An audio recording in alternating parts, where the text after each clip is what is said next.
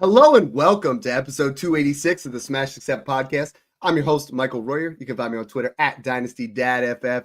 The NFL season is over. The fantasy football season is over. The Dynasty season is just beginning, baby. Snoog and I just brought you guys a bunch of, this is Smash Accept running back week. We've just brought you a show about all the 2025 rookies, which has me completely hyped up.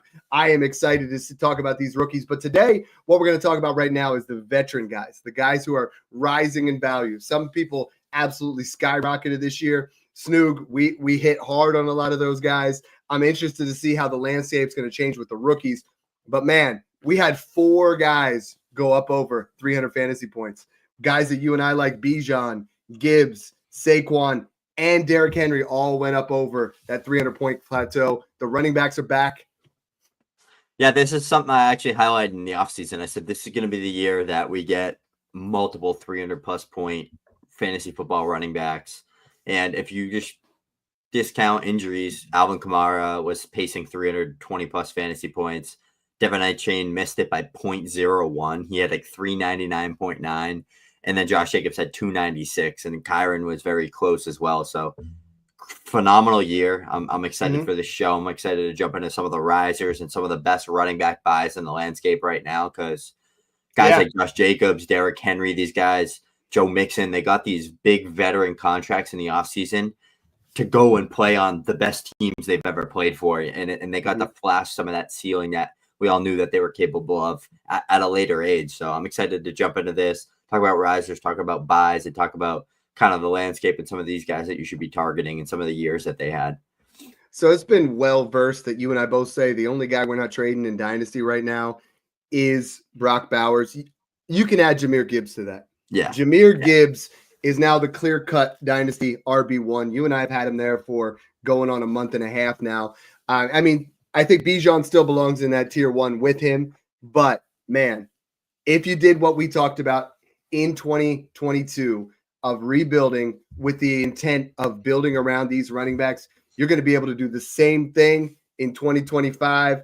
And guys that are in the Discord, like Philip Fry, he's on YouTube here. He said, hey, fellas, make sure you guys hit that Smash Accept button on the subscribes. We're almost at 2,000. We appreciate all the support. But those guys that were in there, they know that we've been preaching, getting these guys, making sure we're taking care of it. I'm not trading Jahmyr Gibbs for pretty much anything right now. If it doesn't have Jefferson, Chase, an elite level quarterback, Jahmyr Gibbs is going to stay on my team now for the foreseeable future. Like him and Bowers are pretty much, I'm not touching it. What about you? Yeah, Gibbs is like, me, obviously you're not getting Jahmyr Gibbs from me. I mean, it's been like that for over 2 years now, but he has cemented himself. I mean, granted, Saquon Barkley just didn't play in week 17. He was the real RB1 this year. But the fact that Jahmyr Gibbs put up 363 fantasy points this year, splitting carries with David Montgomery for most of the year, coming into the year with a hamstring injury and being very limited in the first few weeks, it's special for how talented he is. Like, if you just go back to the rookie draft process, like people had Zach Charbonnet over him. People said he wasn't a good pure runner between the tackles. People said he was undersized. No. You watch that dude on tape at Bama. You watched him at Georgia Tech. He was one of the best running backs I've ever seen coming out as a prospect since I've been doing this, and I started in 2019. So Jahmyr Gibbs is a Dynasty cornerstone asset that is right there alongside like a Jamar Chase, a Justin Jefferson for me, and so is Bijan Robinson, honestly. Yeah. So final four weeks of the season, and a lot of people were giving me flack saying, you know what, Dad, you have Jahmyr Gibbs as rest of the season higher than David Montgomery, and he's been right there in the same. Why did we have Gibbs top 3 and Montgomery outside the top 12? Because if Gibbs goes down to injury, Montgomery becomes a little bit better. We knew if Montgomery went down, geez, and you'll see he was RB2, RB7, RB2, RB1, and every single week over 30 fantasy points. I mean, like, this was Christian McCaffrey heyday on steroids almost. Like, this was what we were looking for, and I'm just super excited with all my shares of him. Guys, again, patreon.com/Smash Accept, $5, all those Dynasty rankings, all the access to myself, Snoog. We got we're working now with doing mock drafts, all of our rookie rankings, pretty much everything you need to succeed in 2025. Snoog, Saquon Barkley was another one where in when we were talking about it in February, I said that I'm selling Christian McCaffrey for Saquon Barkley plus a first. And 90% of the community was like, Dad, you're crazy. Why are you trading Christian McCaffrey? And it's like thinking about it a whole year ago, that was the value. And I think that's what's the most important takeaway from running back position and from what we do at Smash Accept is predicting what's going to happen and insulating that. Because I got that deal done 3 or 4 times, Christian McCaffrey, and then I got Saquon in a first. And this year it's going to be, picks that are another elite level running back. Saquon Barkley now, absolute amazing season. He has skyrocketed up the board, big riser on the season. I still have him as my Dynasty RB3, but as soon as Ashton Junty gets drafted, I feel like I'm moving back down to 4. Yeah, it's going to be crazy, especially because now the Jets have the head coaching vacancy up for sale. Mm-hmm. Staying fluid in the anytime someone gets honestly, and it's crazy to say, but honestly, right now could be a good time to tear off from Gibbs and go get Bijan in a second if you can. Mm-hmm. Now is the time where you can kind of do something like that, because I think anytime there's someone that's valued extremely high, Gibbs is Dynasty 1 overall right now, but that's a ceiling. He can't go higher than Dynasty RB1 overall, right? That's where it comes down to. We just go back to when CMC and Kamara and these guys were peak, and Derrick Henry where I get their peak values 2020, 2019, 2018. You could flip CMC for Kamara in a first when Kamara had a down year, right? Yeah. It's but if you just stay fluid with that process, that's how you can always accumulate value, and you can build your roster out with the rest of those picks while keeping elite assets. So. And Saquon's at peak value right now. I mean, you look at he's going to be going into 27 years old. It's now the time to look to tier off of into that next tier, where tier 2, I have A-Chain, who for me is low-key a sell in the offseason. Breece Hall, I feel gets a bounce back. He's a little bit of a buy. Kyron Williams, we didn't like him. We liked him, but we didn't like the process. But you can't argue he's not going anywhere. Bucky Irving, Jonathan Taylor, James Cook, Josh Jacobs, those next 2 tiers. Are you looking to tier off Saquon right now? Are you looking to just say, you know what? If I can get Bucky in a first, if I can get Jonathan Taylor in a first, if I can get Josh Jacobs in a mid first, I mean, what kind of moves are we looking? Because I think this is what we got to think of is Saquon just peaked.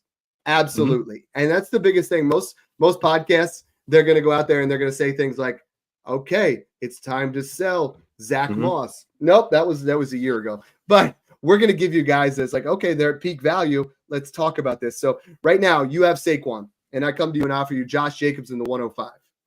Smashing Jacobs. Yeah, I agree. You hit on it when you said, yep, and taking Jacobs. Jacobs, Bucky, JT in a first, all those 3 running backs in a first is probably the lowest I would go. I think if I was going to sell Saquon, I think he's my Dynasty RB4 right now, right after Gibbs, Bijan, Junty. Then Saquon 4, then it's probably A-Chain. Then it's honestly probably Jacobs, JT, without any of the other rookies. But or I would look to do where if Judkins or Caleb Johnson, one of these guys go early day 2, and you could get one of those guys in a 27 first, a trade like that I would look to do. Yeah. Otherwise, I think I'm just keeping him. I mean, I think Saquon Barkley is going to be one of those guys that everyone keeps selling because they think that his time's coming. But he's going to be good till he's 30, good till he's 31, because he's still an elite dynamic pass catcher too. And he's in Philly. Yeah, he had 2,000 rushing yards and he had a lot of carries, but they didn't hammer him at the goal line where they get majority of their wear. They were smart with that. So I think he's honestly could be a buy, could be a sell, depending on the league. But I think he's going to be one of those guys you just keep buying until he completely falls off and the wheels fall off him, like a Joe Mixon, like a Kamara, because he's better than Joe Mixon, he's better than Kamara, he's better than these guys. He really is. He's one of those Hall of Fame caliber running backs that you're he's going to be good at 30, 31, 32 years old. And for me, it's selling to get Hall, Bucky, JT, or Jacobs, maybe James Cook, and a first type thing. And that's the safe way to go about it. Speaking of Bucky, and a lot of guys have been asking questions about Bucky Irving, and he's got to be the biggest dynasty riser on the season. I mean, he went from RB 45 to now arguably I have him now as my RB 7. And I think we've really moved it up here. I mean, SquarePants 1294 says he just had an exact trade. Tracy in the 106, 209, or Bucky in the 202. And I'm taking Bucky there. I mean, I think Tracy had a fine season, but he is a fumble or two away and from losing a job. The 106 is going to be nice, but I think that 202 trades makes this a Bucky Irving trade for me. I think he's a massive riser. I think Rachaad White is still going to stay in the mix, but that's actually kind of good because Bucky's not going to get another replacement out of this class. Sean Tucker's there as the number 3. I think the Bucs are in place to have a great looking core of running backs for the 2025 season. And I'm buying Bucky Irving. What about yourself? Yeah, I am too. The only thing that concerns me just a little bit is like, I don't think he's ever going to be a guy that gets like 300 plus carries. So I just like to see him get a little, like his target share was like 9%, like very low, 23 receiving yards per game. He hit that like Rachaad White, right?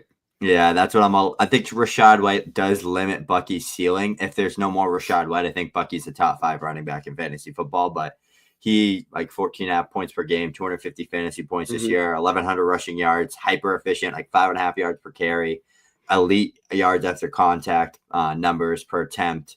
So his underlying metrics were great. Like everything you're looking for in like a stud rookie running back. The value is incredible. I mean, he was a great prospect. I think if Bucky Irving ran like a 4.4, I really do think if he tested well at the combine, had good shuttle times, and tested like a good athlete, I think he would have went in the 2nd or 3rd round. I think he would have been everybody's dynasty RB1 because everybody loved him. Like when I first started watching tape on that class, Blake Corum, Bucky Irving, I thought were the clear best, most talented running backs in that class. I don't think it was close either. But throughout the process, and then it's like, okay, Bucky goes around 4. They already have Rachaad White. He tested horrible.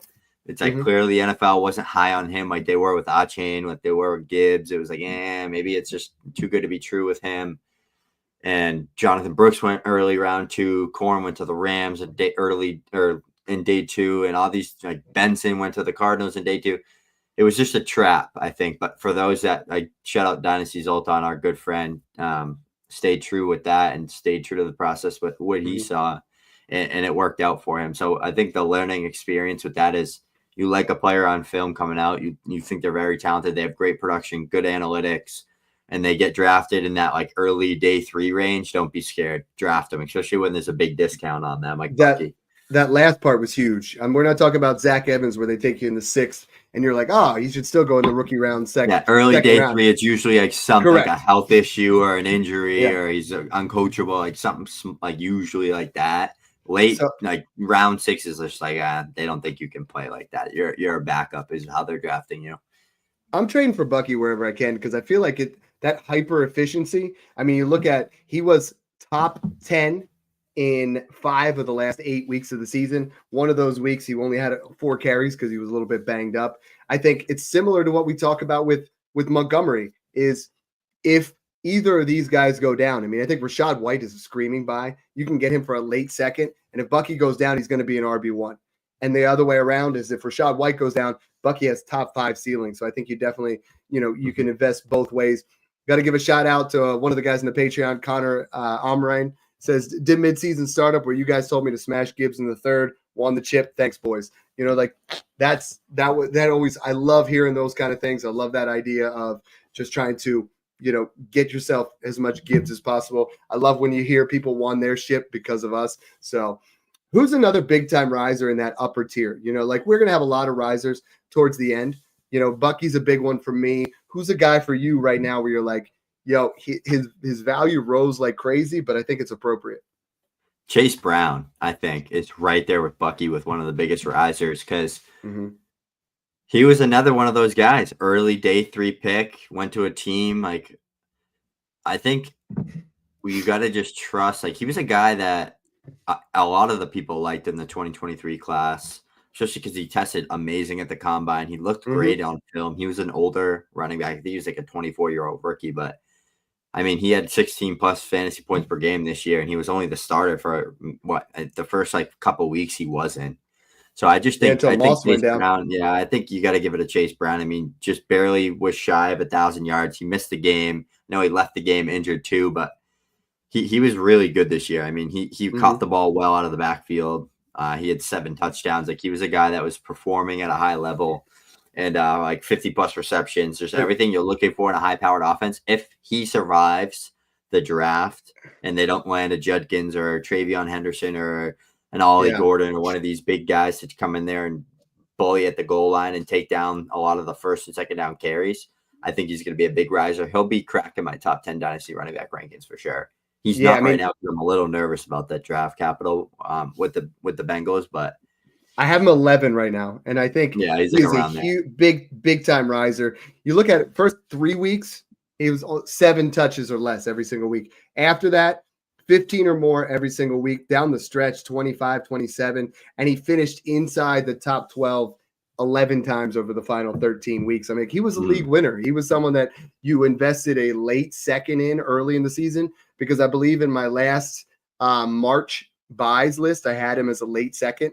People that were buying there were thinking that the whole time. I was paying a late 26 first in like week 13, 14, and it paid off. Like, he won you championships here in line there. I think he's kind of an interesting spot. Like, if I could use him to tier up to one of those other guys, but I don't want to sell. You know, like, I don't want to sell unless I'm getting a 25 first plus, you know, one of those veteran running backs like we like a Connor or a Jones or a, you know, something like that, because he is in the elite level offense. Even if they draft another running back, I think Zach Moss is going to come back. He's an all right guy to have in there, because you'd prefer that over them drafting another running back.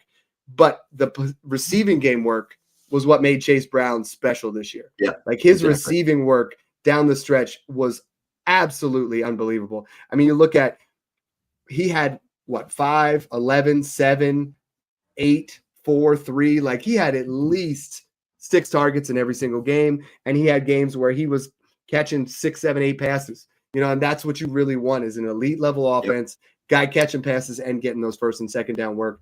Love that. I mean, he's an absolute smash right now, because most people still have him 110 to 112. Like, if you won your championship and you're sitting there with 110 to 112, go buy Chase Brown. It's really going to be worth it, because I think you're going to see that value even continue to increase. For me, I'm looking at this list, and it's my RB14 right now, who's the biggest riser. And, it's unfortunate that Jonathan Brooks went down to a second ACL tear. But for Chuba Hubbard owners, and you and I were screaming it from like week 8 on, just go buy, Brooks is coming back. Just go give your 26 second for Chuba Hubbard. You'll have a decent production while Brooks comes back. Damn, we were right, but we were also wrong. Like, as soon as Brooks went down, he was putting up crazy numbers. And you got him there for a late 26 second, maybe a mid 26 second. He's absolutely worth a 25 first right now. I think if you have the 110 to 112, I would buy Chuba Hubbard, because the potential that he has in that offense. Bryce Young looked really good down the stretch. I think he was QB7 from week 13 on. Dave Canales really hyped. We talked about him in the offseason being somebody that could rise. You saw it in week 13 through 18, especially week 18, 3 passing touchdowns, 2 rushing touchdowns. Dude's having fun, though. You see he throws the touchdown, then looks away because he knows it's there. Confidence is everything in that quarterback position. I was buying Bryce Young for thirds and late seconds, and another great asset in that offense. They're only going to improve because the wide receiver core is trash. It's Adam Thielen and a bunch of trash. So I kind of low-key like investing in Chuba Hubbard if I give a pair of seconds, if I give the 112, because he's going to be the running back 1 the entire season. They might invest. They just use the second rounder on Brooks. They're not going to draft another guy high. They might bring in a veteran, someone that's just going to eat in a little bit. But Chuba Hubbard's a massive buy and a huge dynasty riser. Yeah, I don't think there's a chance that they draft anybody, especially anyone worth it, right? It's Chuba Hubbard. I mean, he just had 1,200 yards, maybe 1,200 yards in like 14 and a half games. That dude was going to have like 1,400 yards. He had double-digit touchdowns as well. So he went for like 1,210, 16 fantasy points per game. Like, he was very good. He's a big riser, big breakout guy this year. Give Dave Canales his cookies, man. Like, he came in to an absolute hellstorm of a team. Yeah. Turned it all around, and everyone was hating on him and doubting him early on. Bryce looked horrible early on in this season. Like, if we're just going to be honest, he was terrible last year. And terrible. Chuba was great despite that. Like, you look at him, he had multiple RB1 weeks while Bryce was trash. And as soon as they benched Bryce, Andy Dalton went in there and threw for like 350 yards and 4 touchdowns. So it's like, I think Bryce Young just was such a broken record from last year. I think they did it perfect with what they did. They brought in Andy Dalton, started him, let him gunsling a bunch, let Bryce Young build confidence up. Canales is a QB guru, and he brought Bryce Young back to life, brought that offense back to life, turned Chuba Hubbard into a superstar caliber running back now, and they built a good offensive line. The O-line's been great this year. The run blocking was great for Chuba Hubbard. He was efficient. They finally established the run. It's going to be Ted McMillan coming in or a T. Higgins type player, and that offense is going to take off. And I think that don't you take Ted away from Boston. Let him go. They're in a horrible division too. All the defenses are terrible in that division. I just think it's such a win-win for all Panthers players if they can build and keep building with Dave Canales. So yeah, Chuba Hubbard's a big riser for me as well. We were talking about this backstage, but it's tough when you're the RB1 overall in the past and you go ahead and you get a new rushing quarterback and all of a sudden everybody writes you off for dead. But Jonathan Taylor went from you couldn't sell him in Dynasty around week 10, week 12 to whoa, like down the stretch, my man looked like vintage Jonathan Taylor. He was going there, putting up 150 plus, multiple touchdowns. And Jonathan Taylor is all of a sudden just back in that Dynasty radar where I moved him back up to Dynasty RB8. You could argue 7. You could argue 6. He's someone that if you bought low, congratulations to you. I'm still buying because I think something just clicked. I think they started to figure out the offense a little bit more. Anthony Richardson doesn't seem like the answer, but at the same time, I think they figured out the offense down the stretch. Yeah, I mean, this is a guy that had 1,400 plus yards in like 13, 14 games. I mean, he was averaging like 102 yards per game, double-digit touchdowns, 17 fantasy points per game. We are getting, if JT played a full season, there's a chance we got vintage, like 300-plus point Jonathan Taylor in an offense that, didn't find their rhythm, couldn't find their identity, but their identity and their rhythm is Jonathan Taylor. It's through that run game. That's how you ease off on Richardson. That's how Flacco was successful in that offense, if at all. I mean, that's how he had his success, was running the ball, and then gunsling. Jonathan Taylor is a workhorse running back. It's that simple. He's like 25, 26 years old. He's new age he's new age Nick Chubb, in my opinion. Like, that's what he is. He's going to be a guy that's good for another 2 to 3 years, and he's going to be 1,200 or 1,500 yards rushing, double-digit touchdowns, and he's going to finish top 5 to 7 every single year. So I just think as long as he's healthy. So I just think, he went from a guy that you couldn't sell anywhere to a guy that now got a bunch of value back, but people still probably want to sell him. So he could be a good buy low too, but he's a big pay attention. If we pay attention, week 1 through 4 before he was injured, he had 4 touchdowns. He had 200-yard games, an 88-yard game, multiple receptions. He gets injured at the end of that week, misses 5, 6, and 7. And then 8 through 13, a couple RB2 weeks, nothing crazy. They get the bye week, and then all of a sudden he comes out and goes ham. And it's like, I don't think people realize injuries do matter. Like we just look at the stats sometimes, but he might be out there grinding, just trying to help his team on some of those, where we're like, maybe he came back a little bit earlier than he should have. But the way he played down the stretch, the final 5 weeks, 25 plus carries in every one but one. He had 6 touchdowns. Like Jonathan Taylor is someone that you should be reinvesting in Dynasty. We did our running back rookie show, and I mean, we keep getting a lot of questions like this where old Dirty Blair says, half PPR Dynasty, do you trade the 101 for the 103 and 106? So Snook, we know it's a running back heavy class. We know Ashton Junty seems like the real deal, but you're talking 103 and 106. Let's say you're running back needy. You get Caleb and Quinshawn at 103 and 106. You taking 2 shots or 1 here? That's tough. I'm taking 2. Yeah, I am too right now. I think I've changed off that a little bit, and I think we've gotten to that. Would you rather, if Ashton Junty goes 10 to the Bears or he goes 12 to Dallas, right? Wherever they pick, top 12, versus Quinshad Judkins and Caleb Johnson going in the second round to the Chargers and the Raiders. Who would you rather? Like, you know what I mean? Like, absolutely. I don't care how good of a prospect you are. The right draft capital with elite running back prospects in situations, anything's up for grab. Remember when back in the pre-draft, or it was like post-combine, I put Bijan and Gibbs in the same tier. Nobody liked that. I literally went back and looked through that tweet last night, and there was like a million people in that. Like, this is terrible. Why are you doing? Like, Bijan clears Gibbs, is this, that. But yeah, as a prospect, people viewed it like that. But as prospects, I viewed them damn near similar. Like they were still saying that 6 weeks ago, exactly. So it's like, and up until last week, there were 3 points separating them. Now there's even more, and it's Gibbs above. And I think with this 25 class, we have a lot of guys that we really like, but it really makes you think about the running back position. Right now, I have 14 running backs worth of first because, Gibbs, Bijan, Saquon, Achane, Hall, Williams, Bucky, Taylor, Cook, Jacobs, Brown, Walker, McCaffrey, Hubbard. That's it. For me, and you have to look at this. Everybody says, well, Dad, 2 weeks ago you were saying buy Derrick Henry, Joe Mixon, those guys for first. I know, but the season's over. You don't have to anymore. Tell me this. We go out and we buy those guys who increase in value. Should never happen, but Mixon and Henry increase in value this year. Where do the 49ers pick? They're definitely top 12, right? Because they're like 6 and 12. Yeah. The 49ers go out there and take Ashton Jundy with their first round pick. Are you taking them over Gibbs or Bijan? What are they doing with Christian McCaffrey? I just like a hypothetical. I don't think it's gonna happen, but like, oh yeah, we both comped him to Christian. No one McCaffrey, thought the Lions were gonna take Gibbs, right? Like it made no sense, but they did. Like, that makes sense.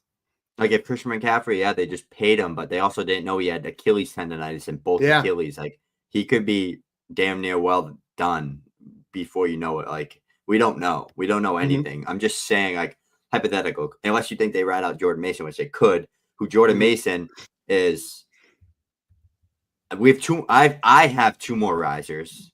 I'll talk a little quick on Jordan Mason because we're already on that topic. But I think Jordan Mason's a big riser. Just looking at the metrics from when he was a starter, he was averaging like 90 plus rushing yards per game. He was very good pure runner. He's never going to be RB1 overall, but he could be a guy that cracks the top 10 multiple times as the starter. Just a pure rushing machine in a great offense where he's going to score double-digit touchdowns. So I think he's a good riser and a very good buy low because he's probably worth a third right now. But my main last guy is Josh Jacobs. We talked about this behind the show started. This is a guy that came off a ridiculous year and then had a very big down year last year. And we knew he was leaving the Raiders. The Raiders were terrible. No offensive line, no quarterback play. It was just a disaster.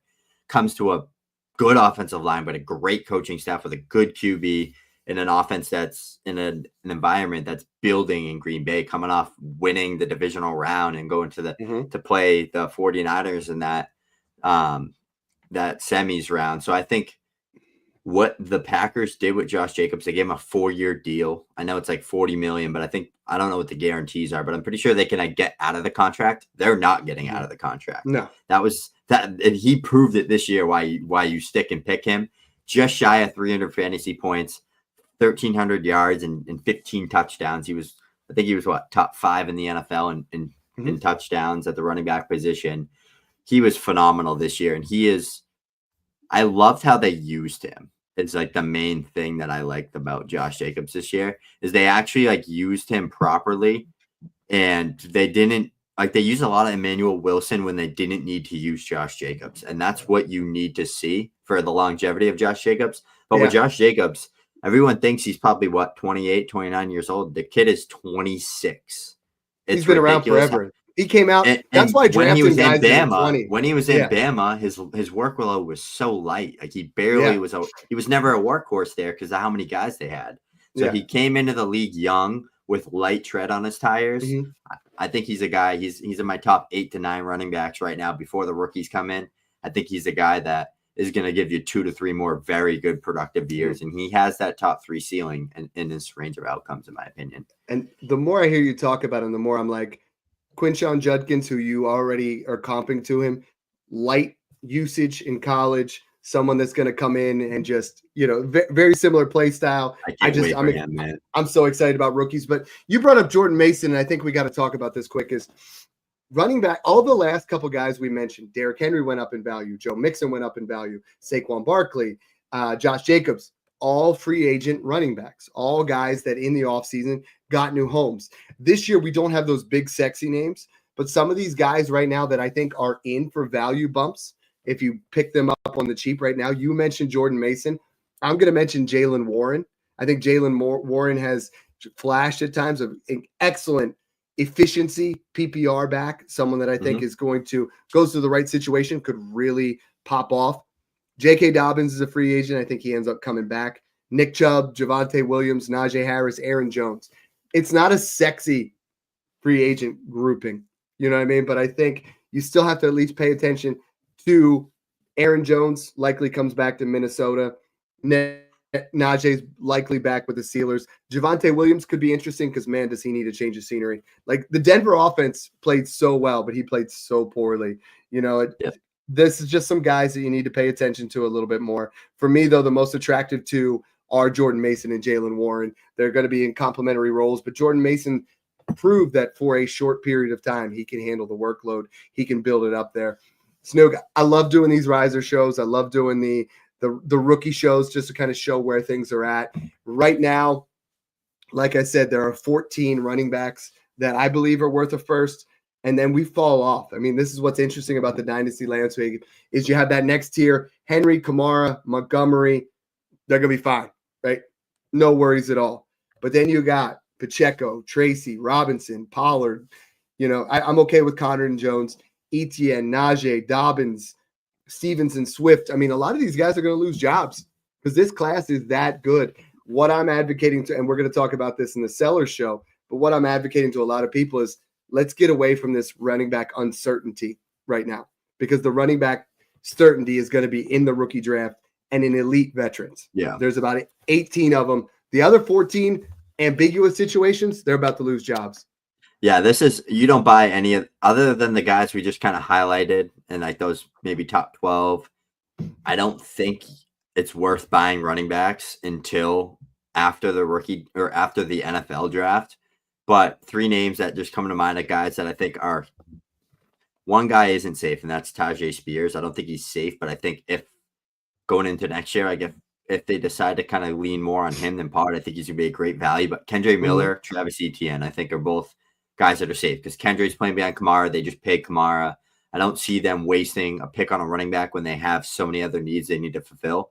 And Travis Etienne's a guy that is in contract next year. I think he's way too talented for the production he put up this year. I think he is a dynamic runner. I think he's very good in the space and very good in the passing game, and the Jags can never unlock that with him. Ben Johnson's interviewing with the Jaguars. If the Jaguars land Ben Johnson, Trevor Lawrence is healthy. They just drafted Brian Thomas Jr. Evan Ingram comes back. Christian Kirk comes back. That offense could have a huge turnaround, a big bounce back. And I think Travis Etienne will be a big part of that as well with Ben Johnson, a guy that has been typically good with running backs that are like this type of style, like Jahmyr Gibbs, DeAndre Swift, guys that get in space. So I think that could be a big revival for Travis Etienne. He could find his way back into that top 12 dynasty rankings because it's a thing that happens a lot where running backs have big years and then fall off tremendously the next year.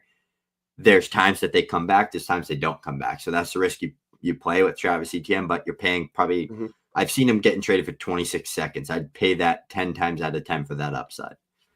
The other guy that I'm going to bring up before we close out here is a guy that I was big on in the offseason. You were taking a crap on him, I was James not Cook, big on this guy. I was not big he on went this guy. crazy. I mean, I was even a little bit like, yo, Ray Davis really going to eat into this to get the touchdowns. And James Cook had 18 touchdowns this year. 18.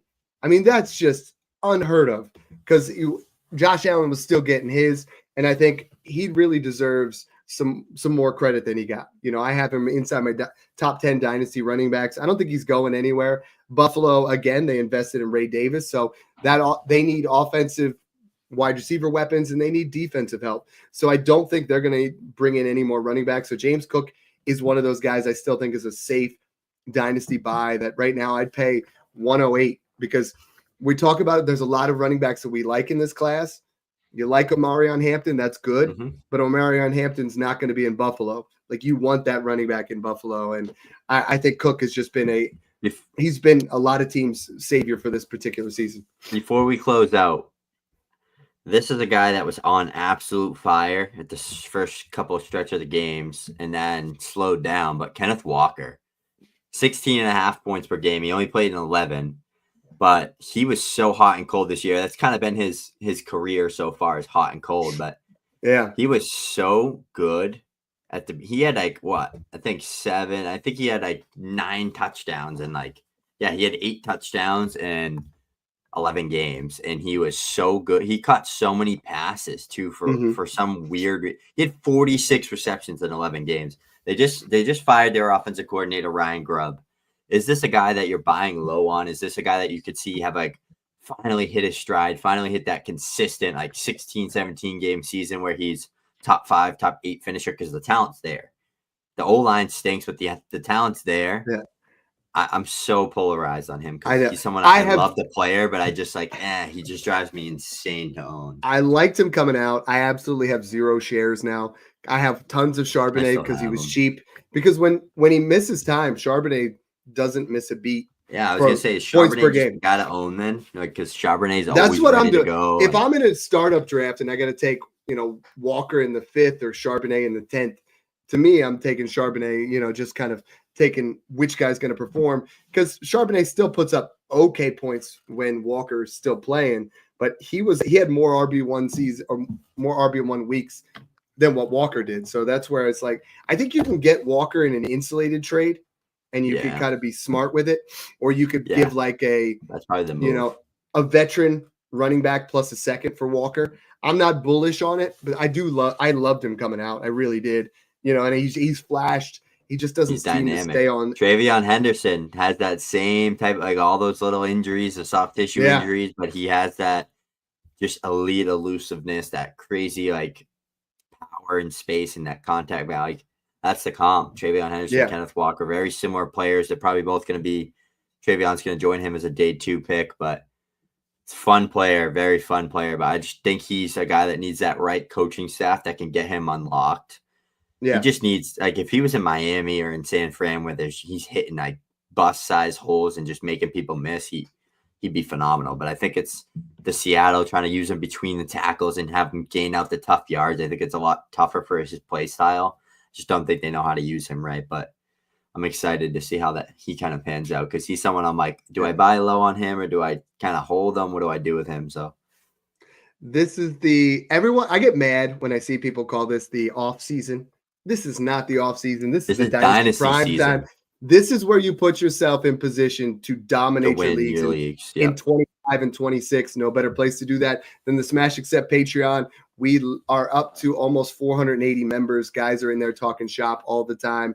I keep saying it, guys. It's the best kept secret. I know a lot of those guys won't share, even though we offer a referral bonus. We've only ever had 2 people ever use it because they said they want to beat their friends. Same kind of thing. YouTube page is really starting to pick up. If you guys enjoy the show, share it with a friend or two, start to get that name out there.